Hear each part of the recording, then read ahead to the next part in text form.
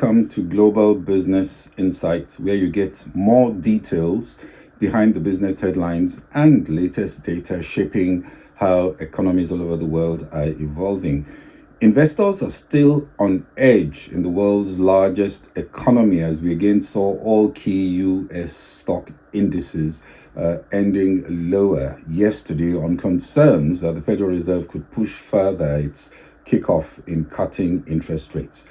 Another driver of inflation could be from crude oil prices, with the Brent standard above $90 a barrel for the first time since October. As we speak, it's over $91. As traders factor in rising geopolitical tensions, OPEC plus production discipline, and the possibility of a stronger demand driven by improved growth forecasts in both China and US economies.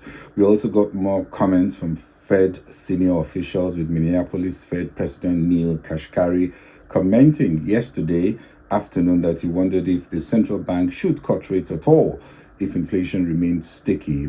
The 10-year Treasury yield rose in reaction, hovering near a new high of around 4.33%, a classic rush for safe haven assets. Late Wednesday, Fed Chairman Jerome Powell confirmed that while they still see interest rate cuts this year, policymakers will need more proof that inflation is indeed moving towards the central bank's 2% guideline, and they can really afford to wait for better data clarity. Recently, the Fed Reserve Bank of Richmond President Thomas Barkin also said disinflation is likely to continue, but the speed was unclear. Still, all eyes today will be on the US non-farm payrolls jobs data. Analysts expect a 200,000 rise in payrolls with an unemployment rate of 3.9%. An upside surprise will boost yields and reinforce pressures on the US Fed to maintain yield rates.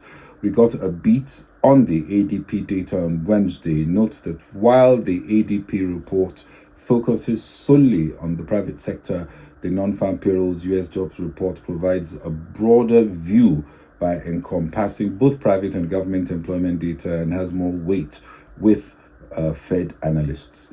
And we discuss an unusual report: why America's largest bank, JP Morgan Chase, with more than $2.4 trillion in deposits, is getting into the ad selling business, and why not. The Dow Jones lost 1.35%, its fourth consecutive losing day. The S&P 500 also sank 1.23%, while the tech-heavy Nasdaq Composite dipped 1.4% at the end of yesterday, as US markets remained nervous as we saw most of the indexes begin to struggle in the early second quarter of the year. All this is bucking predictions that the rally has enough momentum, the rally we saw in Q1, to keep it going for another quarter at least. But even if it does, analysts now see it could indeed be running out of steam. The 10-year yield is said to be the main driving force, inching up as Fed officials signal more uncertainty on a June cut, and the 3-rate cut consensus begins to fall apart, all at a time when valuations are looking expensive and the hype pushing tech stocks is being countered by a regulatory onslaught that could hold back further advances in stock prices in that sector. Investors have also been digesting the headlines on the geopolitics and the economy, and it does throw up at best more uncertainty, with many more Fed officials speaking on the hawkish side of their earlier forecasts. Middle East tensions apparently worsening, with Israeli Prime Minister Benjamin Netanyahu indicating that Israel will take an aggressive stance against Iran and its proxies, with a somewhat disconnected White House calling for an immediate ceasefire in Gaza. If oil prices pushed by an unpredictable risk premium continue to play up, that has implications for stickiness of inflation, and many now thinking the markets will be lucky to get 2 rate cuts from FOMC, listening to what senior Fed officials are saying. You could say investors are cautious, bracing for today's non-farm payrolls data. If you do see wage growth hiking up and 10-year yields moving in the same direction, that could drive fresh sell-offs. Hopefully, we could have more dovish comments from Fed officials to counter the adverse impact on sentiment. Gold prices also saw their rally taking a break after going over the $2,300 mark per ounce. Gold is always seen as a good hedge against lingering future high inflation. Looking at crude oil prices, Iran is one of the major Middle East oil suppliers, and tough words from Netanyahu about Iran will certainly push up geopolitical risk premium, even as we saw Brent going up 1.5% yesterday. Today, as we speak, Brent crude continues to inch up over $91, up 0.5%. It's just past 700 GMT. Analysts seem to be concluding that the most likely scenario in the Middle East is a continued escalation in the Arab-Israeli conflict. The fear of missing out if risk premium shoots up is encouraging many to buy, though the latest economic data from China manufacturing PMI and the US economy have also been driving expectation of better demand. OPEC seems to be committed to pledged production cuts and scolded its members for producing beyond their quotas. The US has drained its strategic stockpiles and ramped up production to record high and can no more depend on capacity to push more into the market from its strategic reserves. A very fragile situation if we see supply shocks arising from the geopolitics. Even though the strategic reserve release did not have a huge impact on the fundamentals, they calmed the climate and speculation on higher oil prices. Oil bulls are saying that tightening supplies from worrying geopolitical trends imply vulnerability to gaps given the continuation of OPEC production cuts, the need for the US to refill the strategic reserve, and Chinese demand showing early signs of life. Already, Bank of America energy analysts have boosted their price forecasts for this year to average $86 per barrel and peak this summer at $95 per barrel on expectations for a summer driving season against the backdrop of tighter than expected supply and the improving global economic outlook. On the geopolitical front, BOA sees rising tensions involving the US, Iran, Russia, and Venezuela added to ongoing Houthi attacks on the Red Sea shipping route and Ukrainian targeting of Russian refineries, all complicating the situation. On the US domestic front, BOA also noted that American shale production is slowing. United Arab Emirates also announced the suspension of diplomatic coordination with Israel in the wake of the death of 7 World Central Kitchen humanitarian workers in Gaza. And it goes on. My take, EVI had forecasted average $75 to $80 Brent in 2024. In January, we now see a revised upward revision forecast of $80 to $85 average for 2024, pushed up by geopolitical risk premium and demand supply fundamentals. That's gaps in demand and supply, with the risks likely to push prices more to the upside. Markets should also be set for much wider volatility.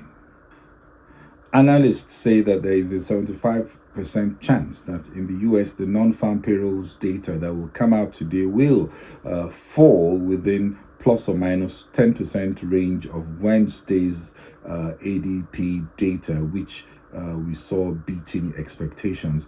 The NFP is also a much wider sample, includes analysis which samples over 60,000 eligible households, and the non-farm payrolls increased by 275,000 in February, higher than the 200,000 expected by markets. This time, markets are expecting 200,000 jobs added in March. That's 75,000 less. But we also noted that data from both December and January were downwardly revised. You recall 43,000 less jobs in December and 124,000 less jobs in January, meaning that employment was 167,000 lower than previously reported.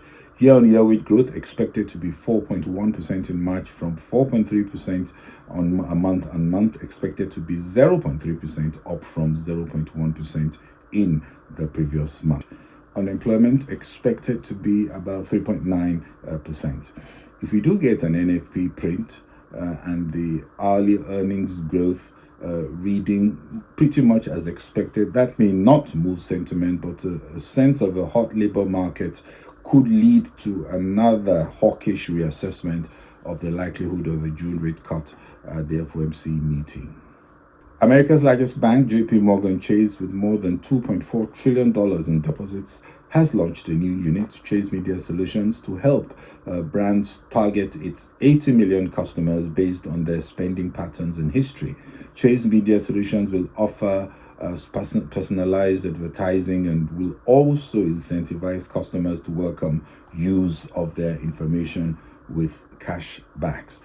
Rich Moshlock, president of Chase Media, says they have the advantage of unrivaled scale and insights from customers, having long served as a trusted guide for their financial decisions. Chase would need to be careful, noting customers will not want that trust breached. JP Morgan is the latest non-traditional player to try to mine data to reap advertising revenues, as we've seen a gold rush in the digital ad space, joining other major players in retail media, including Amazon Advertising, Uber, Marriott, Walmart Connect, as well as lesser-known platforms offered by Home Depot and Best Buy. Already, Chase has had some experience in this space when it integrated a card-linked marketing platform, Fig, which was acquired in 2022. Retail media is currently a $61 billion industry, double what it was in 2021, seen as growing at an annual rate of 10% through 2026, but is a very competitive space. Chase say they have piloted the ad platform in 30-day campaigns for Air Canada, Blue Bottle, and some other clients, and they've seen significant traction already in driving sales and new customer growth. While barriers to entry are relatively low for retail media and banks appear well positioned with a lot of customer information, there are risks to manage. Reputation mismanagement could be a big issue. Any misstep can impact reputation and consumer trust. Cybersecurity threats could also be worsened with more use of technology and risks related to data breaches. Hacking and cyber attacks could also be issues. Regulators will be watching how customer data is being used, especially the larger retail banks, and privacy and anti-competitive practices leveraging advantage of scale in the value chain. It would perhaps make more sense if there is a greater synergy to be derived from the value proposition to customers, or if this somehow supports the core banking business model. Other banks will, of course, be watching and studying how this develops, and we may see more wanting a piece of the action. And today we're looking at Asian shares, where we see the indexes retreating following hawkish comments from some Fed Reserve officials and the reaction to escalating geopolitical tensions, both denting risk sentiment. Japan's Nikkei share average slipped by more than 2% to a 3-week low, on course for its worst week since December 2022. As we speak, the Nikkei 225 is down 1.96%. Hang Seng slightly positive 0.19%. That's the Hong Kong index. The Chinese index, the Shanghai, is down 0.18. Shenzhen down 0.44. Kospi also down 0.96%. That's the South Korean index. Well, that's it from me on Global Business Insights. This is Bode Oshosami. Please share and kindly follow on Facebook and LinkedIn. Subscribe on YouTube and X. Thank you very much for watching and following. Bye-bye.